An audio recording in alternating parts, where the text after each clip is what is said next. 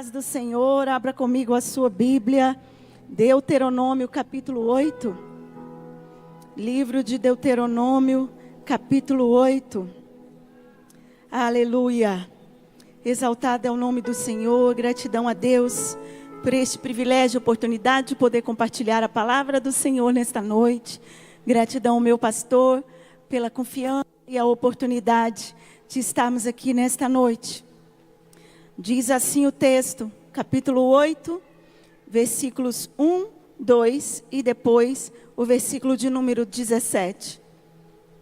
Cuidareis de cumprir todos os mandamentos que hoje vos ordeno, para que vivais e vos multipliqueis e entreis e possuais a terra que o Senhor prometeu sob juramento a vossos pais.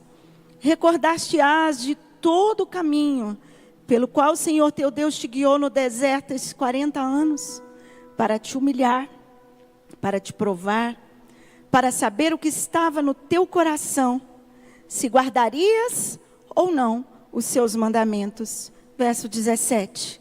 Não digas, pois, no teu coração, a minha força e o meu poder do meu braço me adquiriram essas riquezas. Antes, te lembrarás do Senhor teu Deus, porque é Ele o que dá força para adquirirmos riquezas, para confirmar a sua aliança, que sob juramento prometeu a seus pais, como hoje se vê. Amém? Tome seu assento, obrigada. Quão formoso és, Rei do universo, sua glória enche a terra e enche o céu. Aleluia, cante comigo.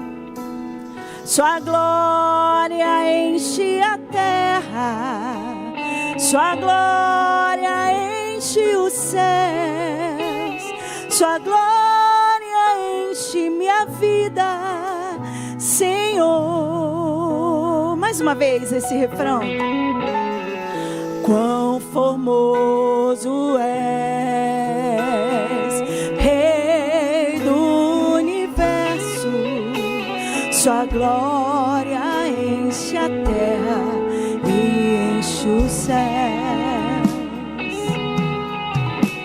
Sua glória enche a terra, sua glória enche os céus, sua glória enche minha vida, Senhor. Diga, maravilhoso é estar em tua presença. É muito bom, Senhor. Maravilhoso é poder te adorar. Maravilhoso é tocar em suas vestes. Maravilhoso é te contemplar, Senhor.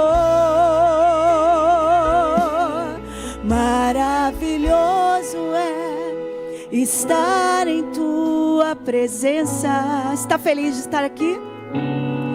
Maravilhoso é poder te adorar.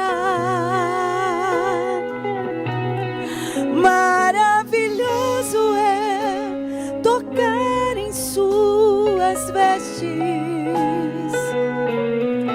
Maravilhoso é te contemplar, Senhor.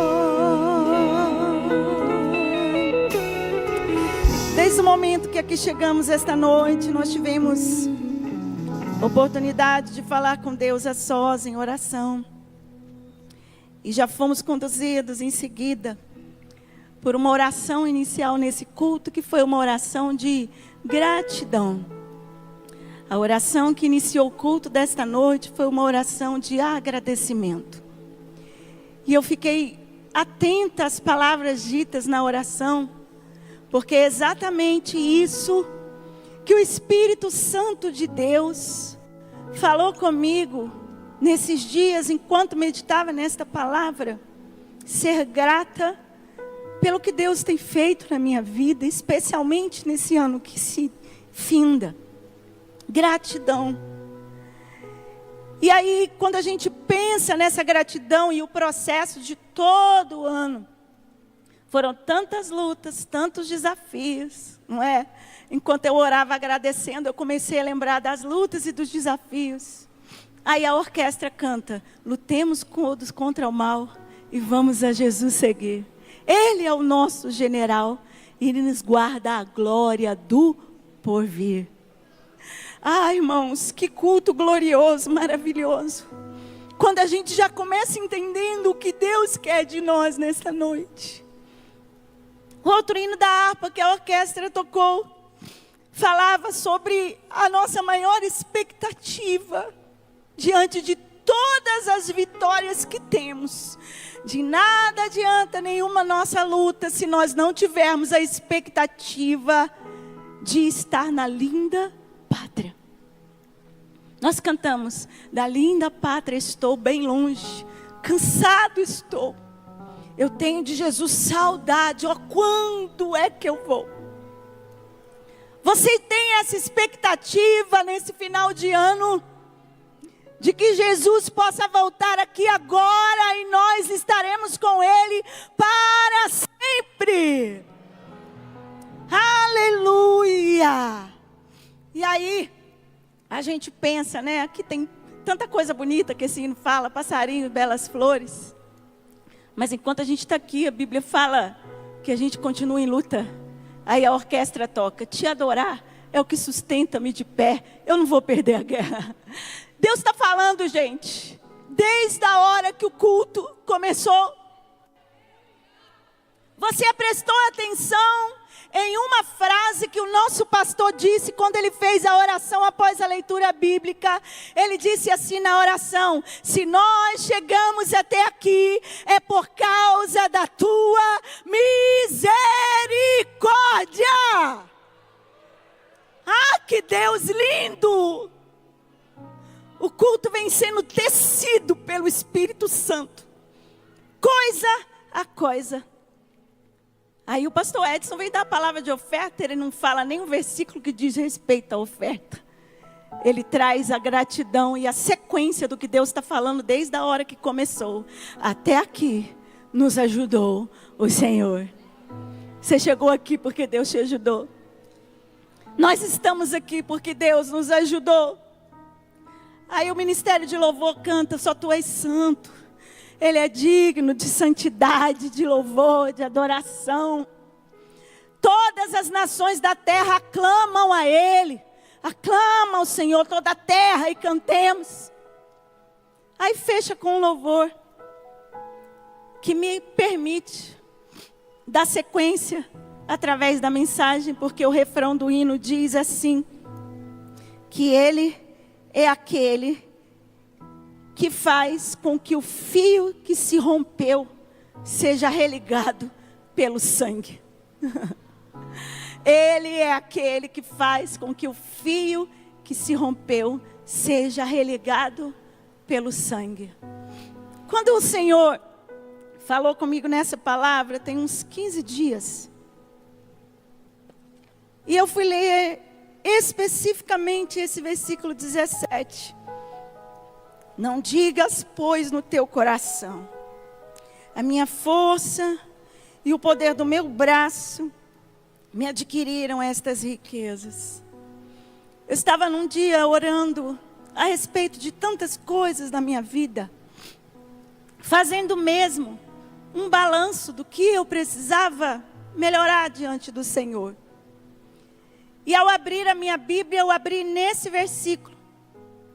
E quando eu abri o versículo, o Espírito Santo começou a falar comigo tópicos, pontos, e eu pensei assim: se antes de findar o ano eu tiver a oportunidade, eu vou pregar essa palavra. E aqui estou eu, com a oportunidade que o Espírito Santo me permite ter. Quando nós lemos o livro de Deuteronômio, Deuteronômio é uma palavra não muito comum, mas ela é de origem grega. Tem duas palavras gregas na mesma palavra, formando uma só palavra. Deuteros, que quer dizer segundo, e nomos, do grego, lei. Então, literalmente, o nome Deuteronômio significa segunda lei. Por que segunda lei? Deuteronômio é um livro escrito por Moisés, que ele escreve numa fase de quase transição da nação de Israel para alcançar a promessa e chegar à terra prometida. E Moisés, usado por Deus, ele vai registrar as leis que já haviam sido citadas e descritas no Sinai. Mas ele tem aqui agora uma característica de, após 40 anos de peregrinação no deserto do povo de Israel, fazer com que aquele povo relembrasse e refrescasse a memória sobre as ordenanças do Senhor, as leis do Senhor, a fim de que eles alcançassem a promessa da terra, de entrar na terra prometida.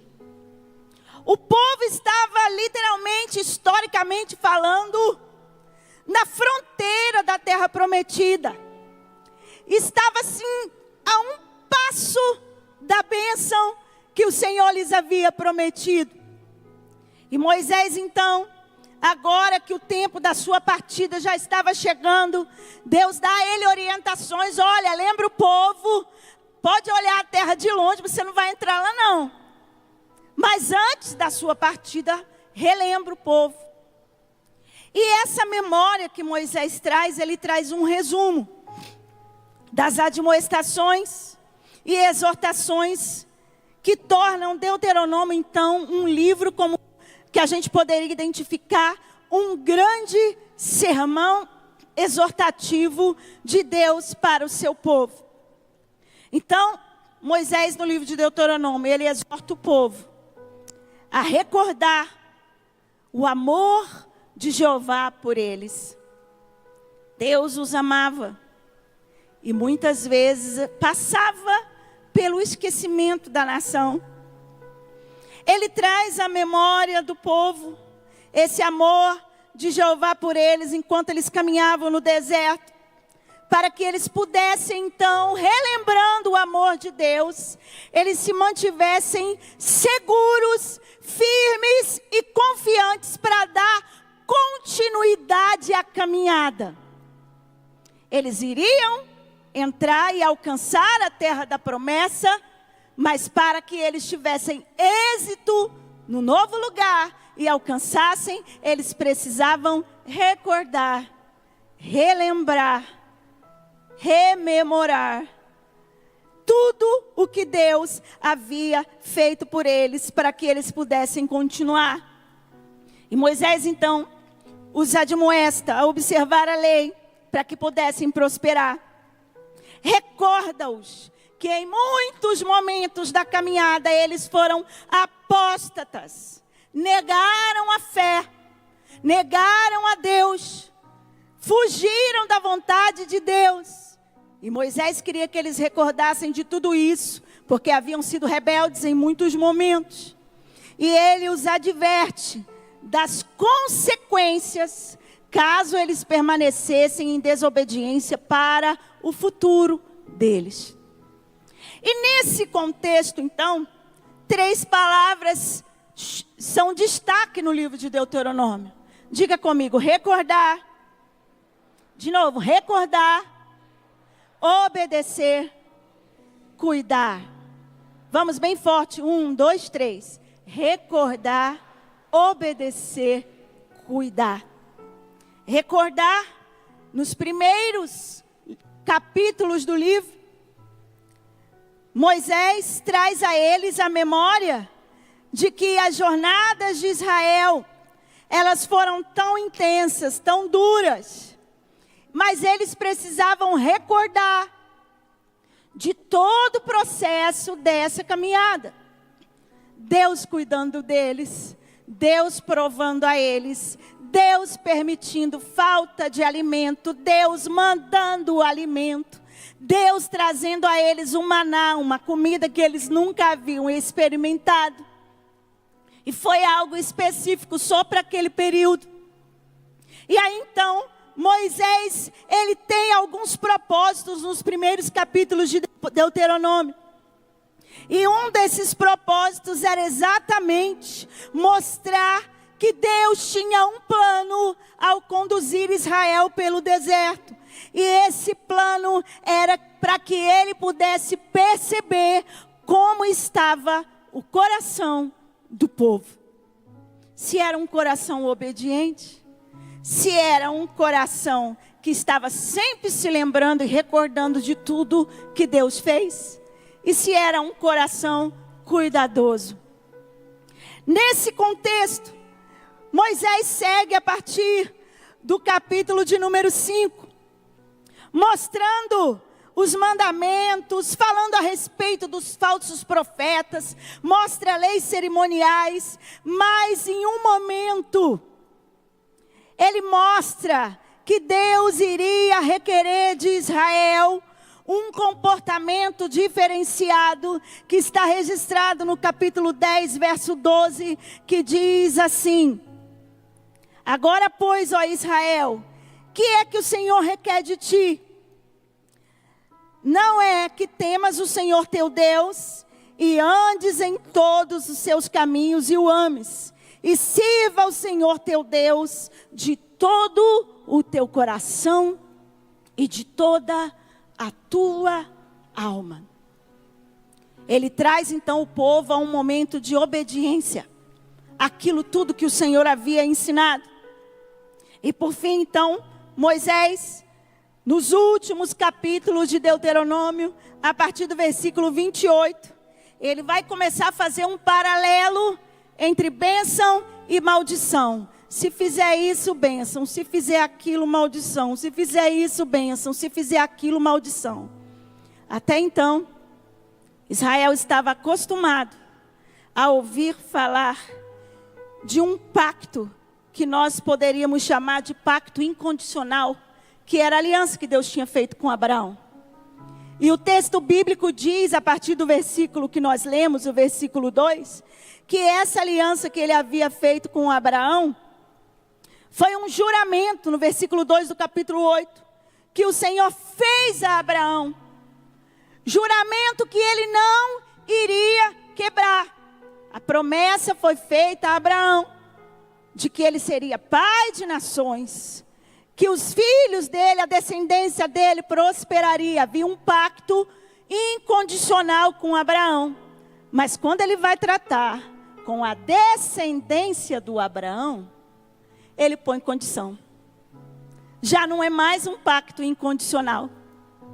Ele fala, se obedecer, se cumprir os mandamentos. E então, para que eles alcançassem a terra, chegassem à terra da promessa, Deus começa a colocar sobre eles condições. E então, nesse contexto, a gente poderia fazer aqui uma ilustração simples a respeito dessa dualidade. O pacto de Abraão era como se fosse uma herança guardada por um Israel obediente. Já o pacto feito com o povo, que alguns identificam como o pacto da Palestina, foi a correção de Deus para conduzir Israel a este lugar de obediência. Eis a diferença entre uma aliança e outra. E aí então, pensando sobre isso, eu fiquei, no dia que li esse versículo, e fiquei pensando sobre o livro de Deuteronômio, e tantas coisas maravilhosas que esse livro nos ensina, que faz a gente se colocar na balança ao final de um ano. Eu me fiz uma pergunta: como que eu estou chegando no final de 2025? Como eu consegui chegar até aqui? E essa é a pergunta que eu te faço hoje à noite. Como você está chegando ao final de 2025. Alguns chegam cansados, fatigados, desanimados, com marcas no corpo, marcas na alma, marcas emocionais. Outros chegam celebrando conquistas, metas alcançadas, né? Critérios e ciclos fechados. Terça-feira nós fomos ministrados aqui na consagração pela missionária Cléo, e ela falou sobre isso, sobre a importância de nós iniciarmos ciclos e fecharmos ciclos. Alguns conseguem, outros não. Há quem chegue com gratidão e há quem chegue sustentado pela graça, porque humanamente falando, você se olha hoje aqui e se pergunta: eu nem sei como eu consegui chegar até aqui. Mas eu tenho uma resposta de Deus a você nesta noite. Você está aqui porque aquele fio que se rompeu, o sangue do Cordeiro, ele é poderoso para desfazer toda dor, todo problema, todo embaraço e religar esta aliança com Ele. Aleluia! E é justamente aqui que a palavra de Deus nos dá uma advertência. E o versículo 17 do capítulo 8 fala claramente: olha, não digas no teu coração, a minha força e o poder do meu braço me adquiriram estas riquezas. E eu te quero fazer uma pergunta: em qual braço você tem confiado para terminar esse ano? Qual braço nós temos depositado a nossa confiança para chegarmos até aqui? Esse texto, esse versículo especificamente, nos exorta a não confiarmos no poder do nosso próprio braço. O perigo que rondava a nação de Israel não era a escassez, não era a fome.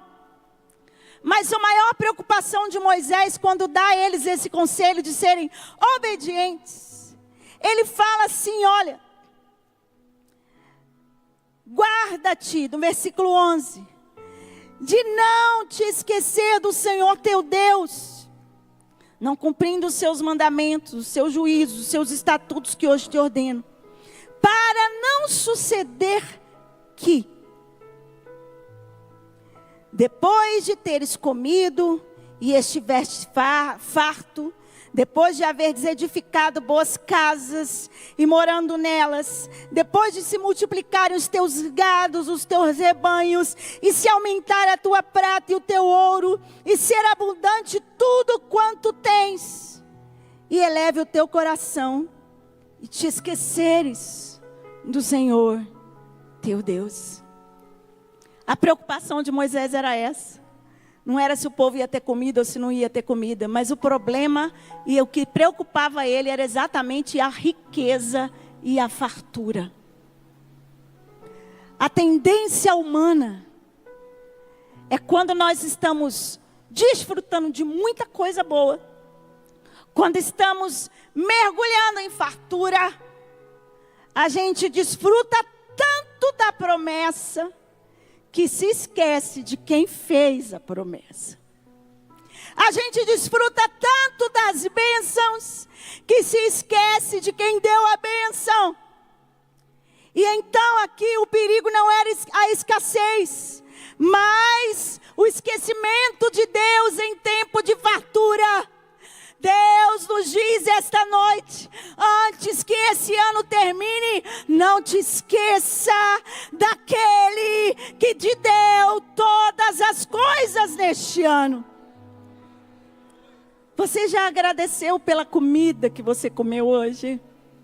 Já agradeceu pela roupa linda que você está vestido? Já agradeceu por esta casa? É tão comum vir para a igreja que a gente olha o templo e esquece de agradecer que foi o Senhor que fez isso e é maravilhoso aos nossos olhos. Seja grato. E aí então, o versículo 17 fala assim, olha, não digas no teu coração. Por que ele não falou assim, não digas com a tua boca? Porque tudo começa onde? Dentro. A gente, quando manifesta, já está lá dentro, criando raízes, há muito tempo. Por isso que o sábio Salomão, lá em Provérbios 4, 23, ele fala, sobre tudo o que se deve guardar, guarda o teu coração, porque dele procedem as saídas da vida. O segredo para não se esquecer de Deus é o quê? Guardar o coração. Guarde o coração. Não permitir que as vitórias deste ano nos afastem de quem nos sustentou. Que a tua bênção desse ano não te afaste do Deus que te deu a bênção. Ah, eu ganhei uma chácara, Deus me deu uma chácara. Cadê o irmão fulano? Está na chácara. Cadê o irmão ciclano? Está na chácara, está na chácara, está na chácara. Ele deixa de viver para Deus, porque a bênção é maravilhosa. Quem não gosta de ficar numa chácara? Todo mundo gosta. Mas não pode se esquecer do Deus que deu a chácara, querido. Passa o ano todo, você diz, não, eu não posso ter compromisso só no dia da ceia. Nos outros dias todos eu posso. Oh, quem te deu a bênção? Não se esqueça de ser grato. Cuida do seu coração.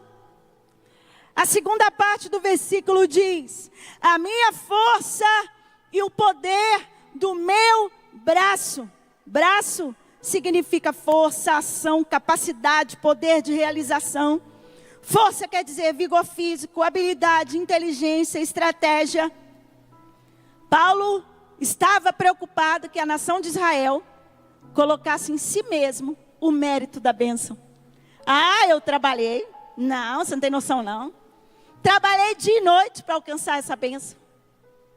Tem gente que o termômetro principal de que a bênção que ele adquiriu não foi Deus que deu diretamente e ele atribui a si mesmo, é quando aquela bênção é alvo de um ciúme sem tamanho.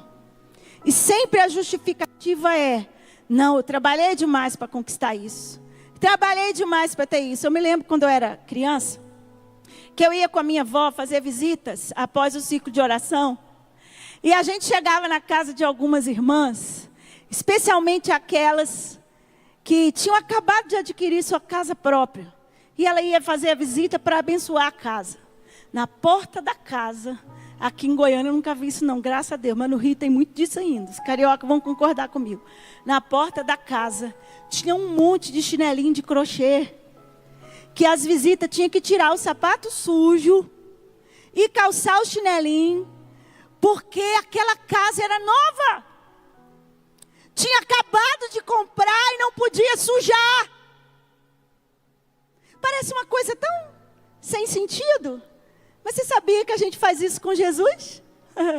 Ele dá a bênção para a gente, você ganha um carro novo. Não, aqui eu não carrego pobre, não carrego mendigo, não carrego necessitado, porque vai sujar meu carro.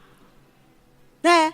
Eu tenho uma mesa linda, mas no Natal eu me lembro do irmão fulano, ciclano e beltrano, que não tem uma família aqui, ou alguém para agregar no dia de Natal, e eu fico só porque aqui não entra. O filho dele faz bagunça, não sei quem torna, querido.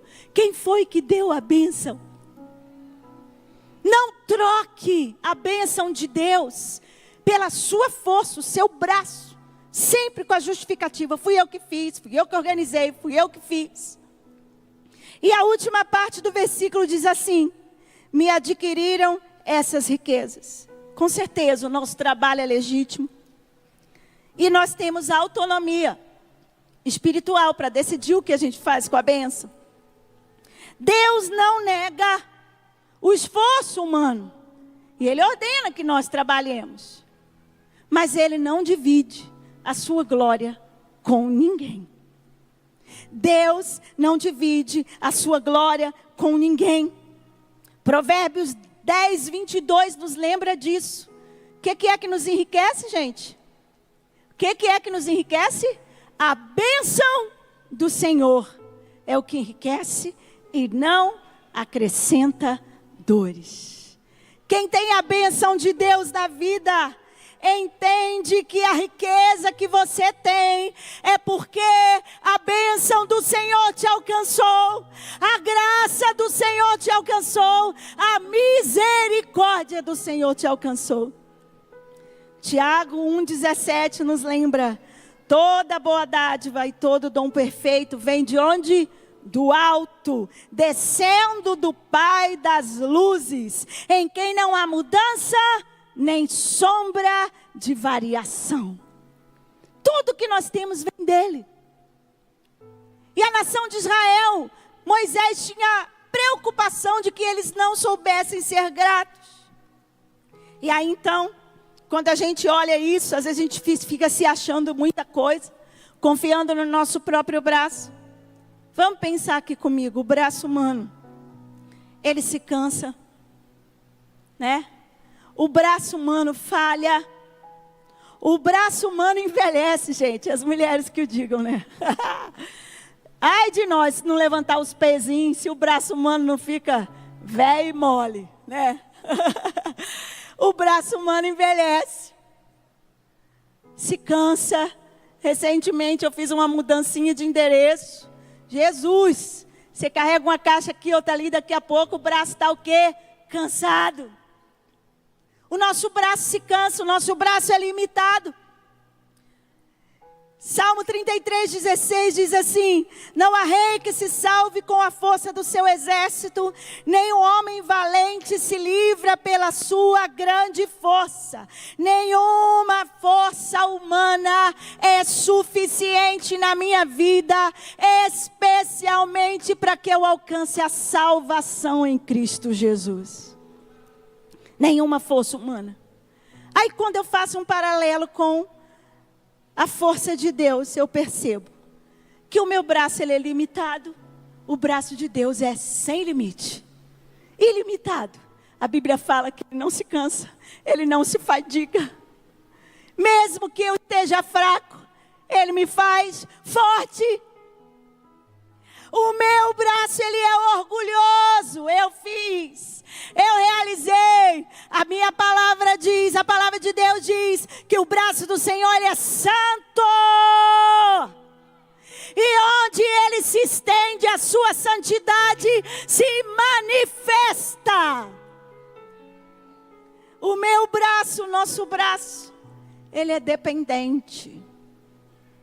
Alguém consegue aí fechar os olhos e imaginar só seus braços, sem o tronco? Vamos lá, faz um exercício mental. Sem o restante do seu corpo, sem o seu tronco. Querido, esse bracinho aí é só mais 1 quilinho de carne para ser jogado no mar do esquecimento. Não vale nada. Com toda a força, elegância, fineza, inteligência e sabedoria altamente científica que você possa ter, você é dependente.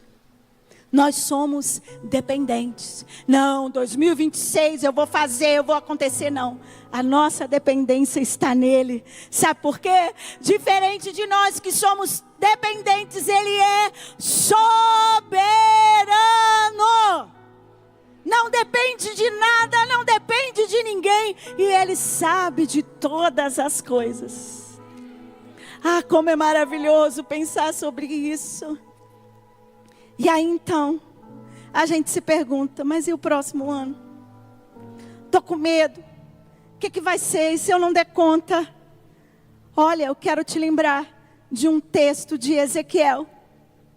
Ezequiel, do rei Ezequias. Segundo Crônicas 32:8, que diz: com ele está o braço de carne, mas conosco o braço do Senhor. Vamos ler juntos? Com ele está o braço de carne, mas conosco o Senhor, nosso Deus, para nos ajudar e para guerrear as nossas guerras. E o povo descansou nas palavras de Ezequias. Vou te citar só mais um texto que me veio à memória. Maldito o homem que confia no homem. Em quem nós vamos depositar a força do nosso braço para 2026? Quando a gente pensa isso, né? O livro de Deuteronômio, ele é muito rico quando se fala a respeito desses ensinamentos e também sobre a cristologia. Lá no livro de Deuteronômio 6:4, nos recomenda assim: amar a Deus sobre todas as coisas. Aí vem Jesus lá em Mateus 5:17 e diz que essa lei não deveria ser anulada, mas deveria ser cumprida. Não ame coisas, ame a Deus sobre todas as coisas. Ame a Deus sobre todas as coisas. O limite do braço humano, ele é sustentado pela graça de Deus, que é exatamente efetuada em nós, a partir do sangue de Jesus, vertido na cruz do Calvário, que fez com que essa aliança que um dia foi quebrada, ela fosse reatada, religada, para que nós pudéssemos dizer: até aqui nos ajudou o Senhor. Deuteronômio ainda me fala assim: maldito todo aquele que for pendurado no madeiro. Aí vem Paulo em Gálatas 3:13 e fala que Cristo assumiu a maldição da lei para nos trazer redenção. Porque o fim da lei é Cristo, para a justiça de todo aquele que crê. E aí então, eu quero te fazer um convite simples, nesse findar de 2025. Talvez você esteja se perguntando: eu não sei o que vai ser de mim, esse ano já enfrentei tantas batalhas, tantas lutas. Mas eu quero te fazer uma pergunta muito direta. Até quando você vai tentar sustentar a sua vida com a força do seu braço, com a sua própria força humana? Até quando você vai sustentar a sua caminhada com a força do seu braço? Entregar a vida a Jesus não é desistir de lutar. Eu não tenho o que fazer, então vou me entregar a Jesus. Não. Se entregar a Jesus é reconhecer que existe um Deus que quer caminhar com você, que quer te ensinar a ser obediente aos preceitos dele, e te fazer compreender que quando nós obedecemos a ele, nós somos abençoados por ele. Deuteronômio tem um texto em capítulo 30, verso 19, de Deuteronômio 30, 19. O texto diz assim, e eu quero lê-lo para eu não cometer o equívoco de esquecer uma só palavra. 30, 19. Os céus e a terra tomo hoje por testemunhas contra ti, que te propus a vida e a morte. Fique de pé comigo. A bênção e a maldição. Escolhe, pois, a vida para que vivas, tu e a tua descendência, amando o Senhor teu Deus, dando ouvido à sua voz e apegando-te a Ele. Disto depende a tua vida. Aí vem Jesus e faz uma ligação com esse texto de Deuteronômio. João 14:6. Deuteronômio está me dando o conselho de escolher a vida. Jesus vai, bate no peito e fala: eu sou o caminho, a verdade e a vida. Escolhe a vida nesta noite. Eu quero convidar você que entendeu e compreendeu a voz de Deus aqui nesta noite e quer fazer uma aliança inquebrável com Ele, Aquele que verteu o seu sangue precioso no madeiro, para que eu e você não vivêssemos mais num pacto quebrado, numa aliança quebrada, mas para que a nossa vida fosse religada a Ele. Ele diz a você: eu sou o caminho. Enquanto nós adoramos, eu quero te convidar. Venha a Cristo. Ele é aquele que desfaz todo o mal, que levou na cruz do Calvário os nossos pecados, a nossa dor, a nossa tristeza. E Ele está aqui para escrever em nós um novo tempo, uma nova história, uma nova aliança Deus tem para nós nesta noite.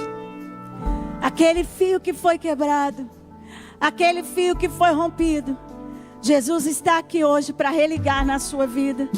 Ah, mas a minha caminhada tem sido tão dolorosa, tão difícil. Você não entende as minhas dores.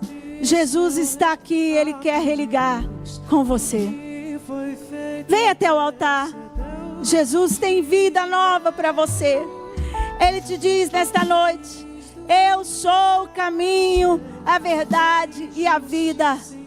Deuteronômio diz: escolhe, pois, a vida, para que você viva. Aleluia. Veja aí do seu lado se tem alguém que ainda não aceitou Jesus. Convide essa pessoa. Já tem um jovem chegando aqui. Aleluia. Mais um. Tem vida. Aleluia. Vida abundante no Senhor Jesus. Jesus tem vida para você. Aleluia. Bem-vindo, Ian. Jesus te ama. Você fez a melhor escolha da sua vida. A melhor escolha. Aleluia. Nós estamos esperando por você. Jesus quer fazer uma aliança firme com você. Aleluia. Oh, aleluia. E aquele. Aleluia. Aleluia. Tem mais alguém para Jesus? Aleluia. Aleluia. Mais uma vida para Jesus. Você pode dar um glória a Deus. Aleluia. Oh, glória a Deus. Exaltado é teu nome, Jesus.